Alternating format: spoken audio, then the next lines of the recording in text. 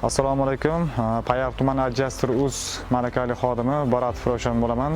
Bugun mana arizaga asosan Payariq tumani jarima maydoniga keldik.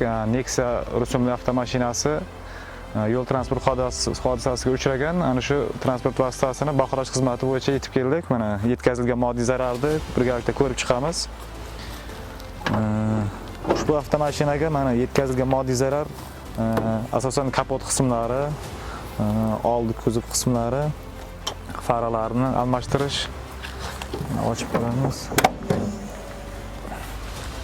Mana yetkazilgan mana bu tomonlarga zarar yetgan.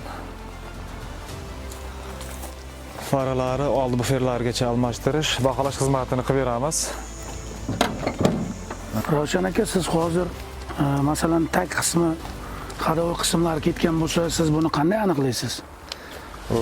O'zimizda avtotex xizmatlarimiz mavjud. Bemalol olib borib, avtotransport vositasini evakuatorga ortib olib borib, to'liq ko'rib chiqadigan texnikalarimiz bor.